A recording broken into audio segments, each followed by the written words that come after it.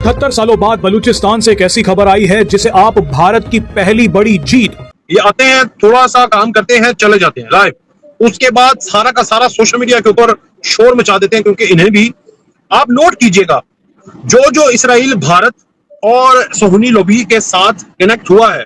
पूरा मुल्क हमारा एक है, हम अलग-अलग नहीं है। हम बलूचिस्तान, हम सिंध, अब मैंने सामने रख दिया डेटा। ये चाहते हैं कि हम एक सेपरेट रियासत बनाना चाहते हैं, उनसे बात की जानी चाहिए।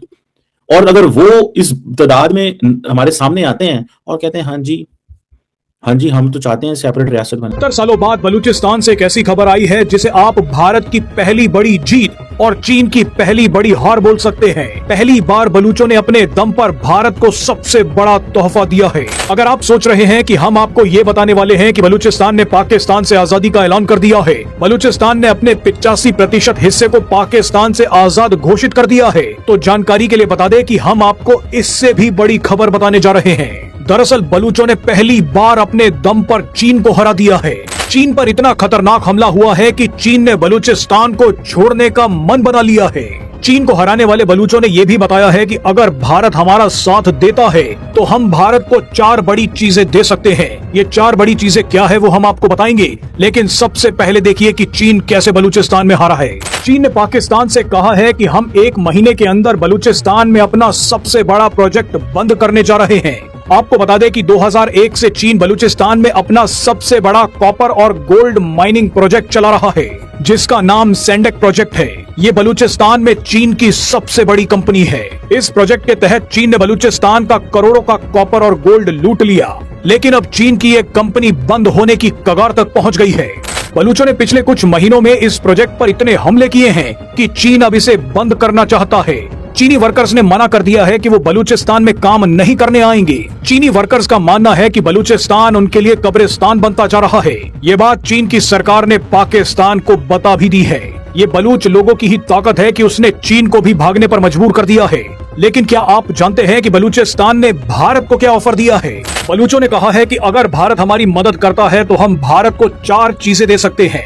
बलूचों ने कहा है कि अगर भारत हमारी मदद करता है तो आजाद बलूचिस्तान अरब सागर तक पाकिस्तान की पहुंच को खत्म कर देगा। इसका फायदा ये होगा कि भारत की संप्रभुता और सुरक्षा के लिए खतरा बन चुका सीपैक प्रोजेक्ट पूरी तरह से बंद हो जाएगा। बलूचों ने दूसरा फायदा गिनवाया है ऊर्जा और कनेक्टिविटी। बलूचिस्तान संसाधनों से भरपूर है। बलूचों ने कहा है कि हम भारत को एक स्वतंत्र कॉरिडोर के जरिए सेंट्रल एशिया, मिडिल ईस्ट और यूरोप तक के लिए सीधा व्यापारिक रास्ता दे सकते हैं। तीसरा फायदा है सांस्कृतिक जुड़ाव। बलूच लोगों का कहना है कि 51 शक्ति पीठों में से एक पवित्र हिंगलाज माता मंदिर बलूचिस्तान में ही है। पाकिस्तान के कट्टरपंथियों ने इस मंदिर को तोड़ने की खूब कोशिश की, लेकिन बलूचों ने इसकी रक्षा की है।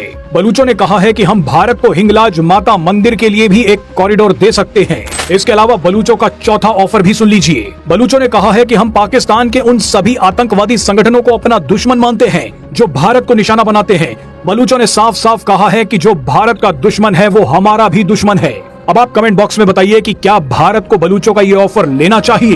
ये आते हैं, थोड़ा सा काम करते हैं, चले जाते हैं लाइव। उसके बाद सारा का सारा सोशल मीडिया के ऊपर शोर मचा देते हैं, क्योंकि इन्हें भी आप नोट कीजिएगा, जो इसराइल भारत और सुन्नी लॉबी के साथ कनेक्ट हुआ है, उसने पाकिस्तान को ऑन ग्राउंड डैमेज नहीं किया, उसने पाकिस्तान को एआई टेक्नोलॉजी के जरिए डैमेज किया, सोशल मीडिया एल्गोरिथम के जरिए टारगेट किया है। आप पीटीआई को देख लें, आप पीटीएम को देख लें, आप बीएलए को देख लें कि अटैक एक गोली चलाकर 1000 या लाख गोली से ज्यादा शोर मचाना है। कहां पर? सोशल मीडिया के ऊपर। और उससे क्या होगा? लोग डरेंगे, लोग नहीं जाएंगे। तो मैं ये रिक्वेस्ट करूंगा कि ठीक है, आप अपनी प्रिकॉशंस लें, मगर Balochistan is in safe hand, महफूज हाथ के अंदर है। और वो हाथ हमारी फोर्सेस का हाथ है, वो हाथ हमारे बलूच भाइयों का हाथ है, वो हाथ हमारे मुस्तकबिल का है। और इंशाल्लाह मैं उम्मीद करता हूं कि यहाँ पर अमन भी होगा, तरक्की भी करेगा। मैंने एक वीडियो भी बनाई उधर खड़े होके कि ये बलूचिस्तान का जो गवादर है, ये पाकिस्तान का कर्जा 1 साल के अंदर, मैं कहता हूं कि अगर ऑपरेशन हो जाए 1 महीने के अंदर उतार दे पाकिस्तान का कर्जा। एक पोर्ट, एक प्रोजेक्ट, जहां पर पाकिस्तान सिर्फ और सिर्फ ट्रांस कराया होता है ना, ट्रांजिट देता है, बस दैट्स इट। उससे ही पाकिस्तान जो है वो अपना कर्जा उतार सकता है। भारत की, इसराइल की, सुन्नियों की एडवर्टीजमेंट पर चलने वाले बावले कुत्ते हैं जो कि बोल रहे हैं, टेंशन ना ले आप। अब महरन को फ्रेंच न्यूज़पेपर जो है वो कह रहा है कि नॉमिनेट किया जा रहा है नोबेल पीस प्राइज के लिए। अब नॉमिनेशन फ्रेंच पेपर ने करनी है। जस्ट इमेजिन, गेमिक्स ठीक है, वो तो बताते ही नहीं है नॉमिनेशन, 50-50 साल तक वो आपको पता है कि राज रहती है। एक तो ये हो गया। दूसरा, जो अफगानिस्तान के हवाले से अब मजलूम बनाना अफगानिस्तान को, और पाकिस्तान अफगानिस्तान पर कब्जा कर रहा है, ये एक नया नैरेटिव चला रहे हैं। पाकिस्तान ने जंग की हालत में भी अफगानिस्तान की सोवेनिटी का ख्याल रखा। हाँ, टारगेट किया, किसको किया? वहां पर मौजूद हाइड आउट्स को, दहशतगर्दों के, जो कि पाकिस्तान की अवाम को, पाकिस्तान की रियासत को नुकसान पहुंचाते हैं। पाकिस्तान आज भी कहता है कि हमारा रियासत अफगानिस्तान के साथ कोई लड़ाई नहीं है, हमारा गवर्नमेंट की पॉलिसीज के साथ मसला है। जो गवर्नमेंट तो है नहीं, बेसिकली कब्जा ग्रुप की पॉलिसी से मसला है। हमारा रियासत के अंदर जो मौजूद अवाम है उससे भी कोई मसला नहीं है। रियासत के अंदर अवाम के अंदर मौजूद छुपे हुए दहशतगर्द, उनके साथ मसला है। वो किसी भी मुल्क को हो सकता है, वो अमेरिका को भी हो सकता है, वो यूके को भी हो सकता है, भारत को खुद हो सकता है, वो अफगानिस्तान को भी होना चाहिए। लेकिन अनफॉर्चुनेट उन बगैरतों का तो कारोबार है ना ये, उनको नहीं हो सकता। जिसका कारोबारी जंग हो या बदमनी हो, तो उसको मौजूद अपने मुल्क के अंदर छुपे हुए दहशतगर्द, चाहे वो ISIS के हो, चाहे वो TTP हो, TTA, व्हाटएवर, उनको क्या इशू है? तो इसलिए जो अब उनको समझ आ गया है कि अफगानिस्तान को एक जोन था कि शायद हमने 20 साल ट्रेनिंग की है अमेरिका के खिलाफ, पाकिस्तान तो चीज ही कोई नहीं है। पूरा मुल्क हमारा एक है, हम अलग-अलग नहीं है। हम बलोचिस्तान, हम अरे सिंध, सर, ये अब मैंने हम सामने रख KPK, दिया हम डेटा। पंजाब मैं नहीं आपके है, आधार हम पर भी बता दूं, केवल पाकिस्तान है। 16 बोलने सीट, दीजिए पंजाब ना, को आप सवाल 141 सवाल सीट, कीजिए आप। वहां पर सर सवाल 44% जवाब सबसे बड़ा प्रांत है वो, वहां से इतना खनिज आ रहा है सर। मैं ये भी बता दूं, रुक जाइए आप, ये मैं भी ये भी बता दूं। अरे सर, गलत नहीं बोलने दूंगी ना। नहीं, कैसे नहीं बोलने दोगी आप? बलूचिस्तान का रिकॉर्डिक क्षेत्र जो है दुनिया के सबसे बड़े सोने और तांबे के भंडारों में से एक है। अनुमानित कीमत $100 अरब से अधिक है। सर, बलूचिस्तान की ये रिपोर्ट भी मैं खोल कर रख दूंगी, कितनी जरूरी है, ऋण की हड्डी है, लेकिन आपने माना कभी उसे? मैं आपको अर्ज कर रहा हूं कि हम बलूचिस्तान, सिंध, पंजाब, KPK नहीं, हम पाकिस्तान है, क्योंकि सबसे पहले पाकिस्तान। दूसरी बात यह है कि बलूचिस्तान में जो कुछ है पाकिस्तान का है, पंजाब में जो कुछ है हम सब का है, बलोचियों का है, पंजाबियों का है, सिंधियों का है। हम अलग-अलग नहीं, हम एक कौम है, हम एक कौम है, क्योंकि सबसे पहले पाकिस्तान। 91% रेवेन्यू बलूचिस्तान से, 91% रेवेन्यू चीन की कंपनी को मिलता है और 9% पाकिस्तान को मिलता है। अब अगर इतना बड़ा दिल पाकिस्तान के लिए रख रहे हैं तो 91% पाकिस्तान के लिए रख लेते, 91% तो चाइना के लिए छोड़ दिए, 9% आप पाकिस्तान के लिए रखे। चाइना हमारा असली दोस्त है। अब लीजिए, मतलब वो पाकिस्तान से बड़ा हो गया है वो बलूचिस्तान। अभी तो आप पाकिस्तान की मानता बता रहे हैं कितना बड़ा देश है। चाइना से हमारी दोस्ती की आपको बहुत बड़ी तकलीफ है। अरे तकलीफ इसलिए, अरे ये सामने दिख रहा है भाई साहब, 91% मुनाफा, प्रॉफिट, वो सब वो लिए जा रहे हैं, खनिज वो लिए जा रहे हैं। बलूचिस्तान को चवन्नी देने में पेट में दर्द है आपको। पाकिस्तान की आवाम ना संसद में अपनी बात कह पा रही है, ना उनकी बात वहां सुनी जा रही है। खनिज वो दे रहे हैं, बड़ा क्षेत्र वो है, हालात उनके बद से बदतर है, आवाज उठा तो गायब कर दे रहे हैं, फिर आप कह रहे हैं हम लोकतंत्र है।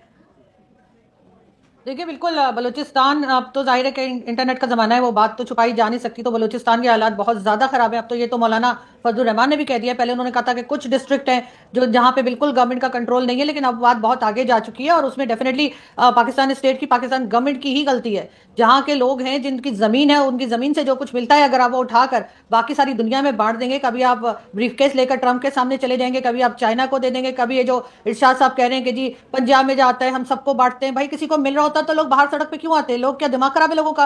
ये सब कुछ मिल रहा है और वो उनके पास हर चीज मौजूद है, फिर भी वो सड़क पे खड़े हैं। ये ऐसा बिल्कुल नहीं है। बलूचिस्तान को ये बिल्कुल ठीक से ये हैंडल नहीं कर पा रहे हैं। और इसी तरीके से इन्होंने जिस एक्टिविस्ट जो थे, उन्होंने जब बात करने की कोशिश की तो इन्होंने उनको अरेस्ट कर लिया। यहाँ तक कि अगर ये ट्वीट लगाने के ऊपर भी अरेस्ट करके 17-17 साल की सजाएं दे रहे हैं, तो आप समझ सकते हैं कि इस वक्त स्टेट की क्या हालत है और वो कुछ भी समझने को तैयार नहीं है। इसी वजह से जो सिचुएशन है वो पहले से और ज्यादा खराब होती जा रही है।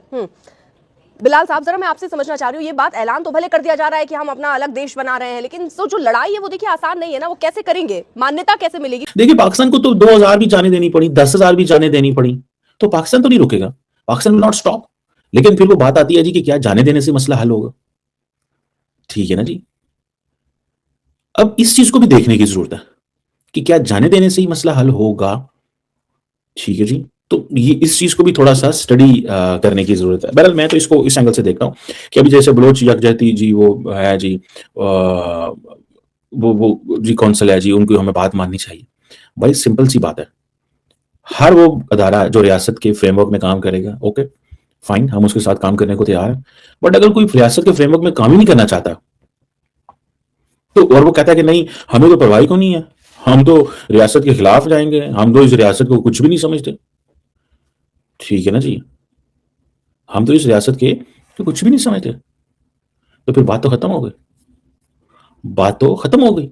वो अगर पाकिस्तान को समझती कुछ नहीं है और वो समझते हैं कि हमने यहां पे बलूचिस्तान के हवाले से चीजें स्टैब्लिश करनी है, तो ये चीजें थोड़ी सी इंपॉर्टेंट हैं। मुझे ऐसा लगता है कहीं ना कहीं पे we need to look into this very very carefully. इसमें भी कोई शक नहीं है कि आप सारा कुछ, आप जैसे कहते हैं ना, वो कर सकते हैं, ठीक है, ताकत से सारा कुछ नहीं कर सकते, लेकिन दैट डज नॉट मीन कि हम किससे बात करें। जो ये कहते हैं कि हम एक सेपरेट रियासत चाहते हैं, एक सवाल तो बनता है ना, किनसे बात करें?